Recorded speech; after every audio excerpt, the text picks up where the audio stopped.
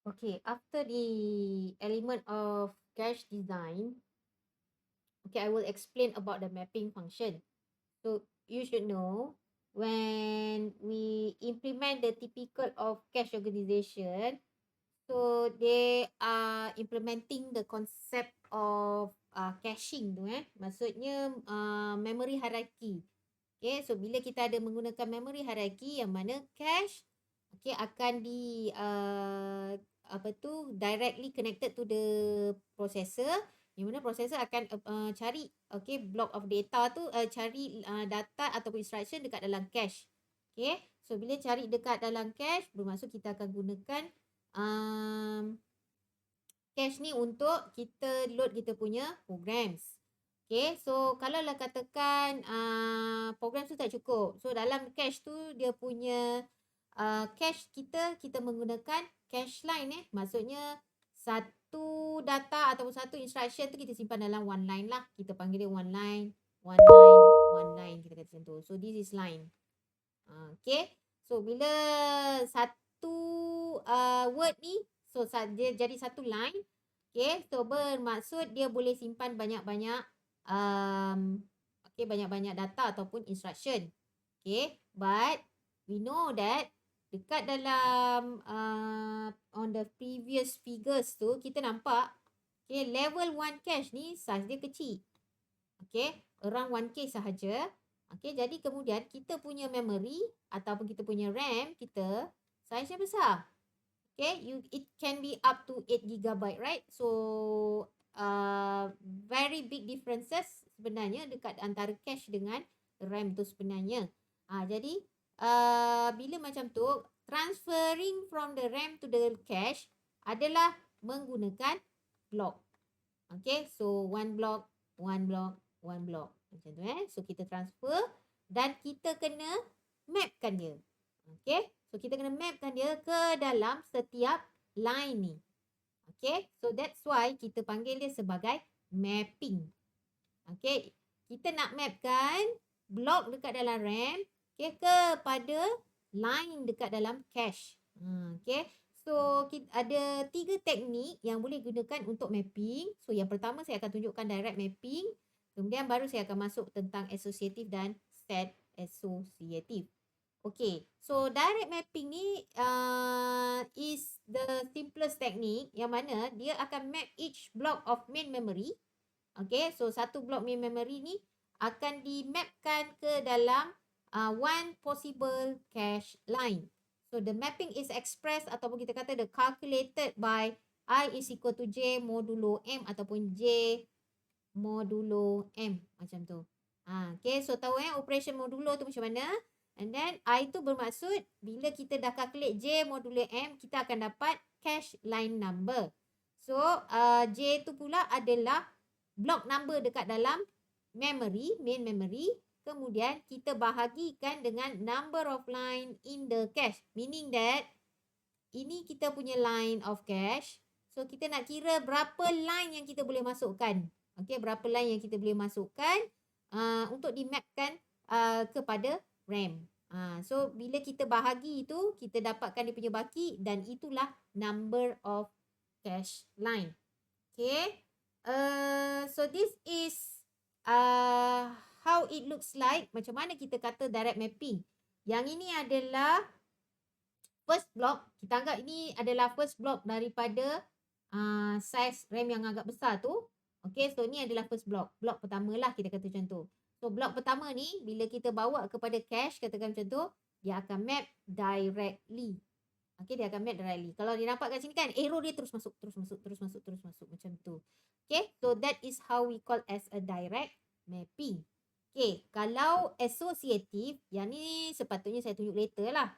Okay, kalau associative ni pula, satu block dekat dalam main memory ni, sebab kita ada banyak block kan dekat dalam main memory. Jadi, kalau satu block, kita boleh map mana-mana. Okay, so satu block boleh masuk kat mana-mana line cache. Okay, I will explain it later. Okay, so this is the organization of a direct map cache. So, kalau kita menggunakan direct map cache, okay, after the CPU generate a memory request. Contohnya kalau macam kita kata PC, kita nak fetch instruction ke. So, dia memerlukan memory request. Okay. So, the line number field of the address is used to access the particular line of the cache. Kalau kita tengok dekat sini, okay, bila kita nak dapatkan memory request, sebenarnya dia adalah memory address.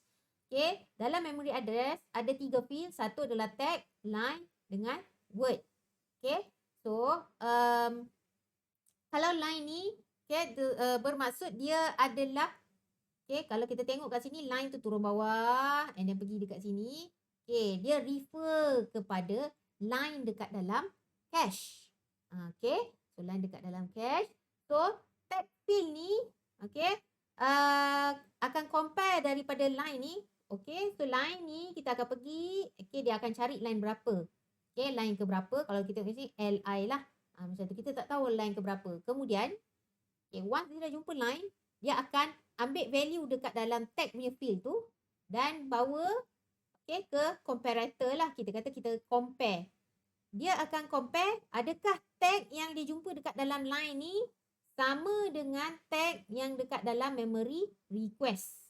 So, kalau dia sama, kita kata macam tu, if match 1. Okay, maknanya result dia adalah 1, bermaksud satu tu kita panggil hit. Okay, hit occurs ataupun kita kata cache hit. Cache hit. Dan bila dia jumpa cache hit, dia bermaksud dia jumpa word ni nanti. Ni nampak? Okay, dia akan jumpa, dia cari word tu dekat dalam line tersebut. Okay, barulah dia akan load semula ke dalam file register. Okay. Okay. Kalau katakan tag ni tak match, dia jadi 0. Okay, 0 if no match. Macam tu kan. So, bila is 0 if no match, bermaksud cache miss. Okay, cache miss. So, bila 0 tu match, katakan macam tu kan. 0 tu bermaksud cache miss. So, bila 0, dia akan pergi kat sini. 0 bermaksud cache miss. Dia akan pergi cari kat dalam main memory. So, the required word, okay, the required word yang ni, S tambah W ni, dia akan cari dekat dalam main memory. Okay, menggunakan S dan W ni tadi. Okay, so kemudian kalau dia dah jumpa, okay, kalau dia jumpa dekat dalam main memory tu, barulah dia akan store semula ke dalam cache. Okay, together with the new tag replacing the previous one. Okay, dia akan buat balik calculation yang J modulus M macam tu kan. So nanti kata, oh okay, masuk dekat line ni. So dia kena replace balik kat dalam ni. Okay, dia akan replace the whole lines. Okay, the whole L berapa punya line tu, yang tu lah, banyak tu lah dia akan replace nanti. Okay. Okay, on this example, you can see that this memory system use direct mapping. Okay, so dalam contoh ni kalau kita perasan kat bawah dia tulis 16 MB main memory. Bermaksud size dia adalah 16 MB lah. So kalau 16 MB bermaksud okay, so yang ni size ni untuk main memory Okay, untuk cache, okay, cache menggunakan 16K line cache. So kalau 16K tu bermaksud 16K bersamaan dengan 16 kali 1K. So 16 bersamaan dengan 204 kali dengan 1K adalah 2 kuasa 10. Kita boleh dapat 2 kuasa 14. Okay. So daripada 2 kuasa 14 kita boleh dapat okay, 2 kuasa 14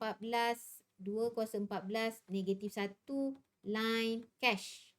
Okay. So banyak tu lah line cache yang kita ada. Okay. So dekat sini kalau tengok tag ni ada banyak dekat dalam memory, main memory. Okay, dia akan letakkan tag. Okay, bermaksud ini adalah blok kosong-kosong So, ni adalah blok 00 kalau kita perasan. Ini blok 00. Okay, kemudian ni adalah blok 16. Kemudian ada tu nanti turun lagi blok FF macam tu So, this is inside the main memory. So, within the tag ni, okay, dekat sini adalah kita punya line and word. So, do note dekat dalam line cache ni juga, okay. So, bila tag dia tu dekat dalam main memory tu 00, dia akan masuk juga dalam tag 00 juga. Okay, sama juga dengan case yang ni, 16. So, dia masuk dekat dalam tag 16. Kemudian kalau FF, dia masuk dekat dalam FF. Kemudian 16 juga. Okay, so meaning that kalau kita tengok kat sini, they are mapping using the same tag number. Okay, so itu adalah untuk direct mapping. So in summary, address line kita adalah S tambah dengan W tu tadi. Okay, number of addressable unit adalah 2 kuasa S tambah dengan W, words or bytes. Okay, block size kita adalah bersamaan dengan line size yang mana 2 kuasa W. Okay, so maknanya tengok dalam line size kita tu, maknanya size kita punya cache. Okay, size kita punya cache, kita akan dapat kita punya block size tu sekali. So, number of blocks in main memory is equal to 2 power of S plus W divide by 2 power of W.